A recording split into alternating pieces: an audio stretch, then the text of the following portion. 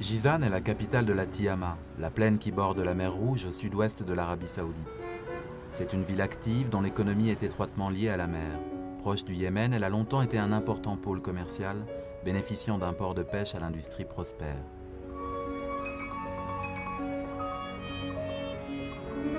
Il est maintenant 6 heures du matin.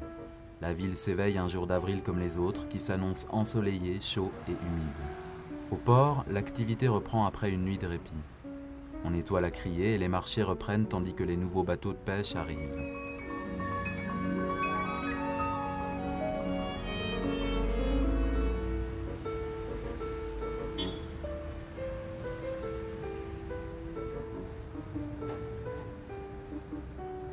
Laissons les hommes et leur commerce pour nous tourner vers un autre monde, un monde animal que la marée descendante nous révèle.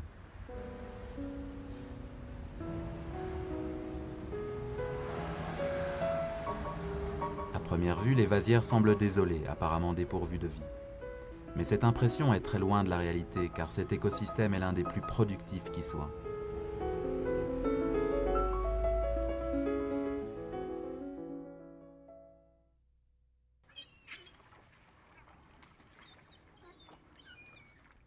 Chaque mètre carré de vase renferme des milliers de vers, de mollusques ou de crabes.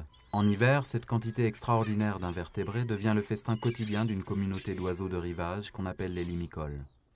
La plupart d'entre eux sont des migrateurs et le mois d'avril précède les grands départs vers les lieux de reproduction. Ils s'envoleront bientôt pour de vastes distances s'étendant de l'Afrique de l'Est jusqu'à la Sibérie arctique. 2 espèces de flamands se retrouvent à Jizan en hiver.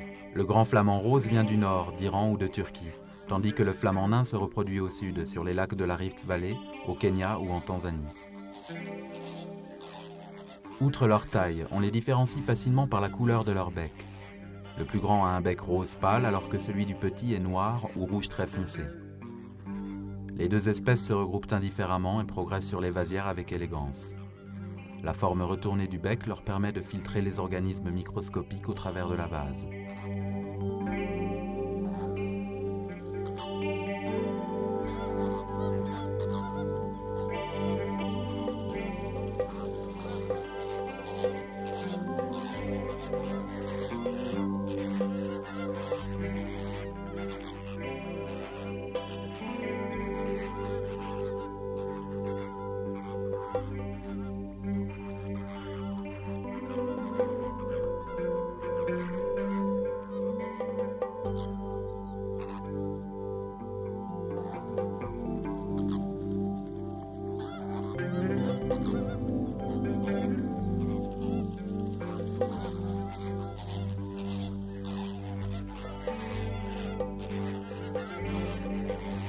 À proximité du groupe de flamands, un oiseau contraste par sa petite taille. C'est un gravelot qui parcourra bientôt une distance de 5 à 6 000 km pour se reproduire dans les régions arctiques, tout comme le bécasso minute. Ces 2 espèces retourneront à Jizan en automne et profiteront tout l'hiver de l'abondance d'invertébrés dans les vasières.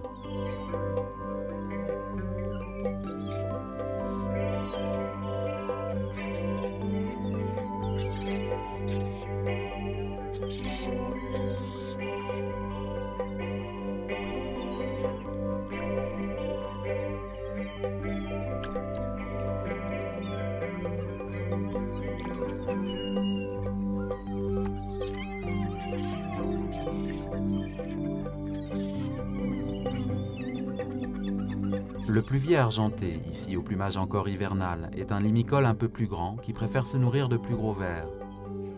Il extrait chacun d'eux avec précaution en essayant de ne pas les rompre.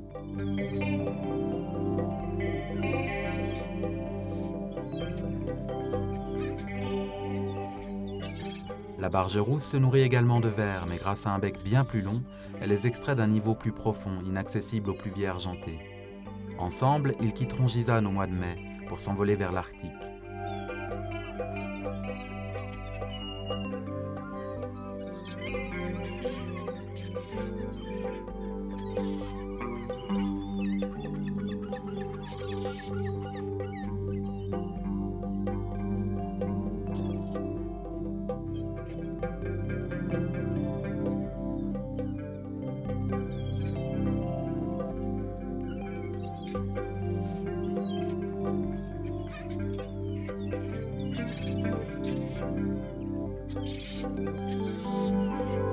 Ces oiseaux noirs et blancs qu'on appelle les dromes sont assez étonnants.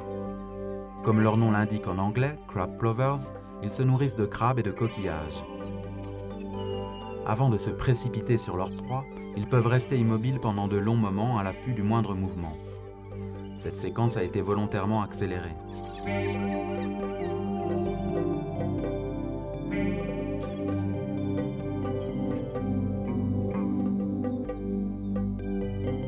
Un grand nombre de dromes passent l'hiver ici, mais contrairement à la plupart des autres espèces, ils ne parcourront que de courtes distances pour se reproduire dans des îles de la mer Rouge. On a d'ailleurs observé certaines colonies nichant dans les îles Farazan en face de Jizan. La proximité humaine, même au milieu des vasières, ne semble pas perturber les oiseaux. Dans leur quête inlassable de nourriture, ils côtoient presque indifféremment les bateaux à moteur ou les enfants qui ramassent des crustacés.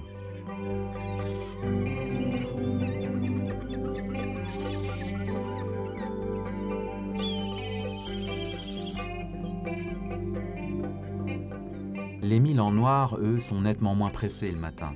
À Jizan, ils sont habituellement charognards et se perchent sur les lampadaires à la recherche d'un repas facile.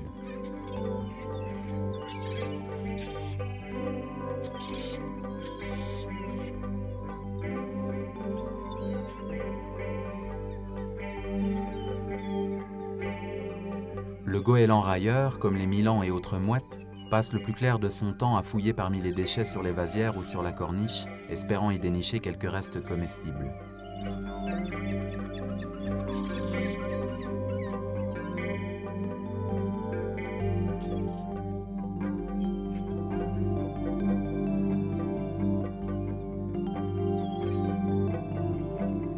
Le courlis cendré, avec son long bec incurvé, est sans doute le plus grand limicole sur la vasière. Pour atteindre ses proies favorites, il accède à un niveau encore plus profond que la barge.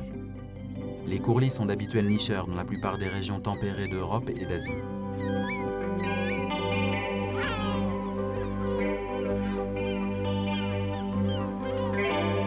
Avec le flux et le reflux de la marée, de nouvelles zones sont exposées alors que d'autres sont recouvertes, et les oiseaux se déplacent continuellement entre elles.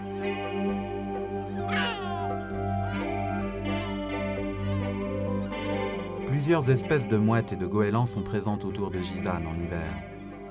Les goélands railleurs migreront dans l'Est méditerranéen, en Turquie ou en Iran, alors que les mouettes rieuses partiront plus au nord dans les régions tempérées d'Europe.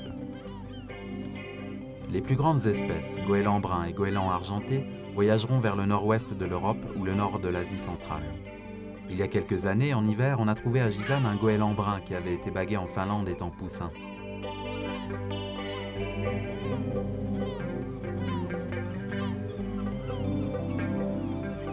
Le goéland de Emprich vit dans les environs de Jizan tout au long de l'année et, comme le drôme, il nichera probablement dans les îles Farazan au milieu de l'été.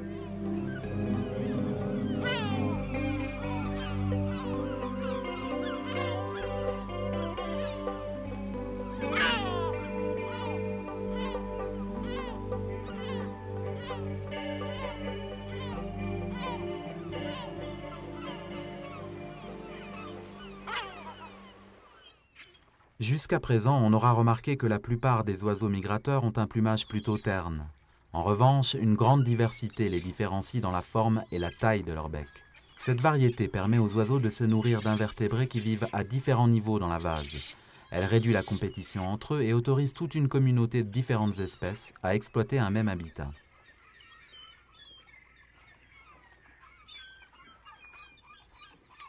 Les différences de bec sont évidentes entre ces quatre espèces, le bécasso minute, le chevalier guignette, le chevalier gambette et la barge rousse.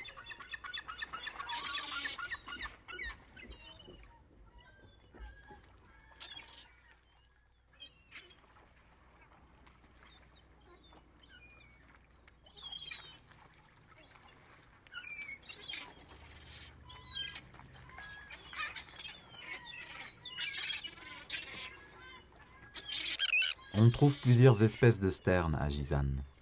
Celle-ci, la sterne Hansel, comme bien d'autres migrateurs, ne passera que l'hiver à Jizan. Les sternes se nourrissent essentiellement de petits poissons qu'elles attrapent en plongeant dans des eaux peu profondes et bien que celle-ci semble seulement se désaltérer, elle emploie la même technique de piquer pour se nourrir.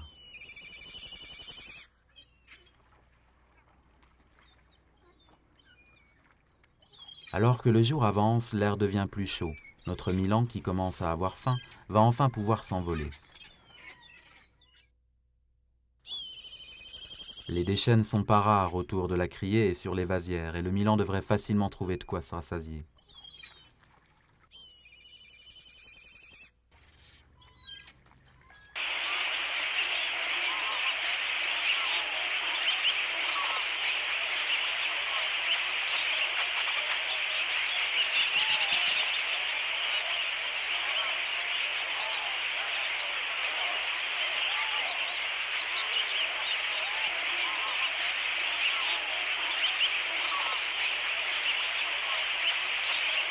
À Gisane, les vasières s'étendent sur près de 4 km du port jusqu'au nord de la ville.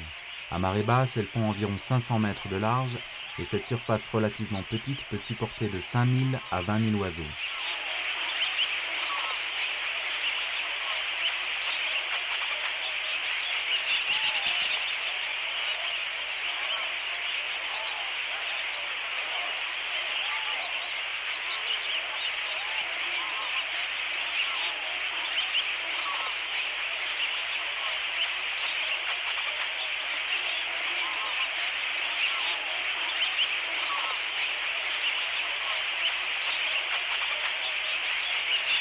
Cette barge rousse et ce pluvier argenté ont déjà revêtu leur plumage d'été. La barge a maintenant le ventre complètement roux et le pluvier est marqué sur la tête, la gorge et le plastron d'un noir très prononcé. Quand leurs réserves de graisse seront suffisantes, tous deux entameront un long voyage qui les mènera jusque dans l'Arctique russe où ils se reproduiront.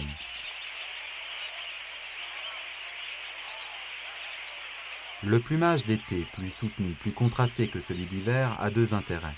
D'abord, en arrivant sur le lieu de reproduction, il permettra au mâle de parader pour séduire une femelle. Ensuite, il servira de camouflage contre les prédateurs alors que l'oiseau est au nu pendant la période d'incubation.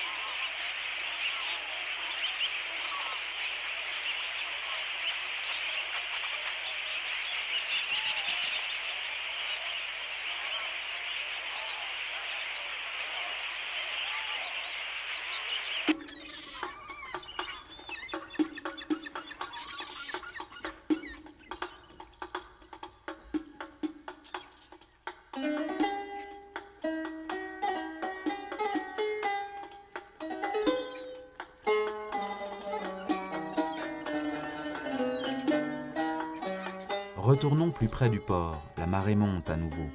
Il est temps pour les oiseaux pêcheurs de passer à l'action. Quant aux autres, il ne leur reste qu'à attendre la prochaine marée basse.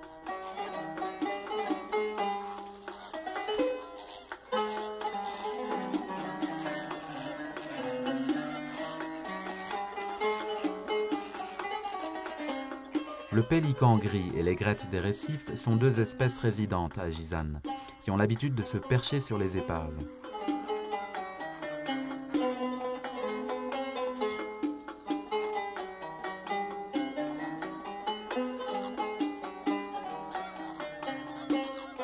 L'eau commence à recouvrir la vasière, pourtant les flamands continuent à se nourrir en plongeant entièrement leur tête sous l'eau. Les petits oiseaux, comme ce tourne-pierre au plumage d'été, ont stoppé leur activité.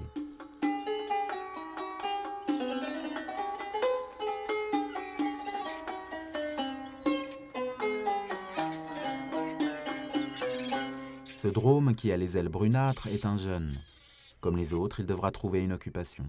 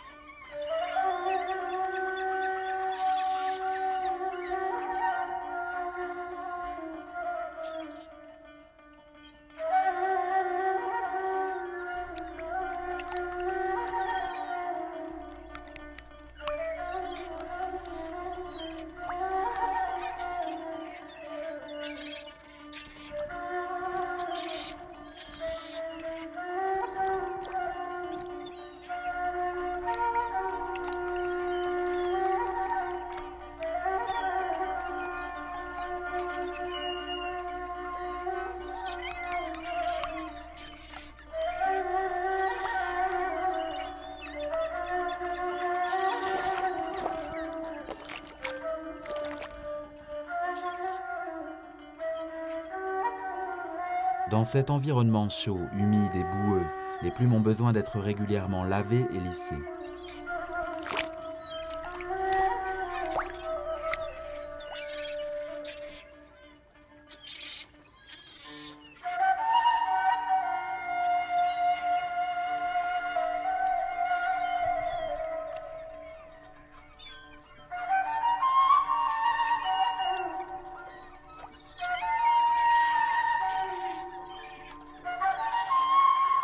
Dans l'eau plus profonde, les aigrettes sont entrées en scène. Dans un ballet désordonné, elles tentent d'attraper les poissons en répétant les coups de bec.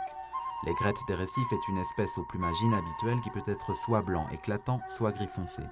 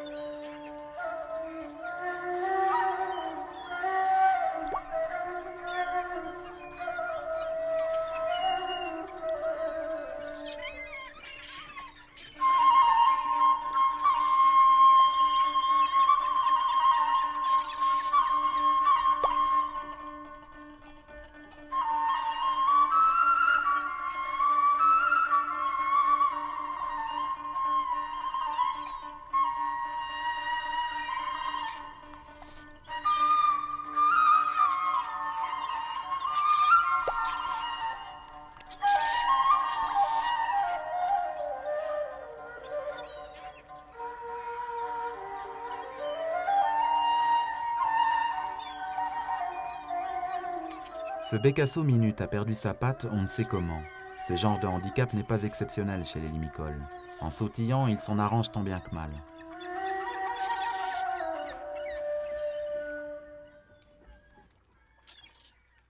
Une autre exception parmi les petits oiseaux, le chevalier guignette qui continue à picorer sur la rive au milieu des algues et des déchets. Il devient crucial de faire des réserves de graisse alors que le temps de la migration approche.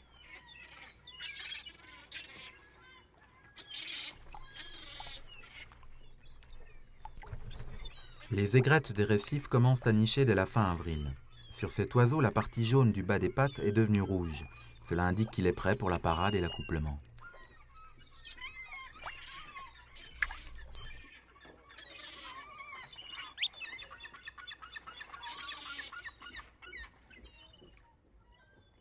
Le gravelot à collier interrompu est légèrement plus petit que le grand gravelot.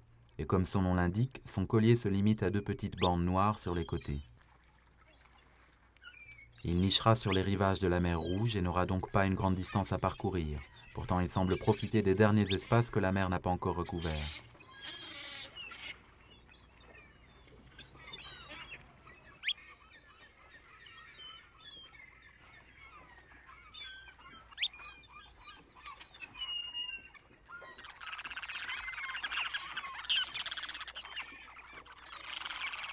Dans ce groupe de tournepierres, on trouve des oiseaux qui ont déjà leur plumage d'été, alors que d'autres ont encore celui d'hiver.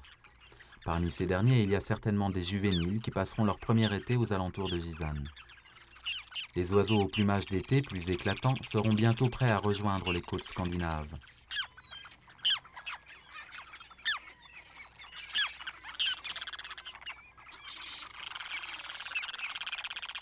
On a donné leur nom aux tournepierres pour illustrer cette aptitude caractéristique à retourner les galets pour déloger les invertébrés.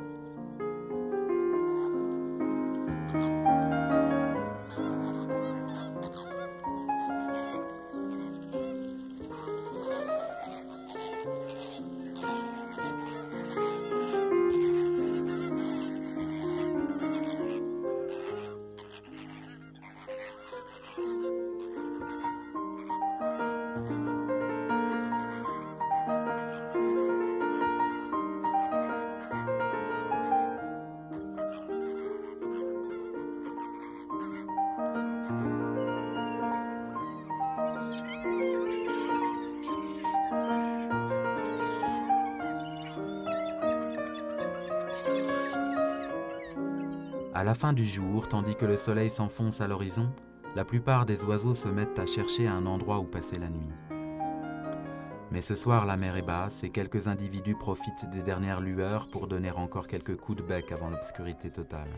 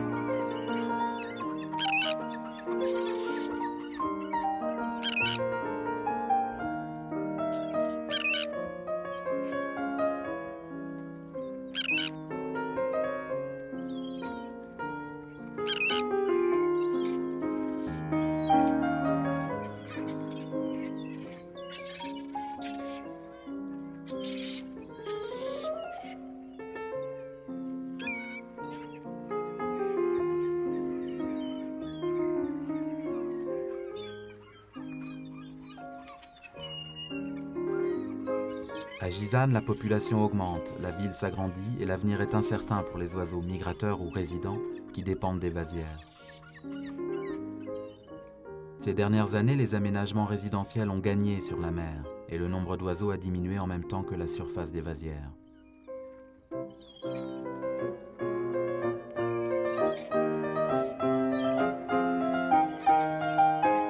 Il est temps pour les responsables de la ville et pour les organismes de protection de l'environnement, comme la National Commission for Wildlife Conservation and Development, de contrôler les développements à venir avec attention. C'est à cette condition que les humains et les oiseaux pourront continuer à vivre en harmonie.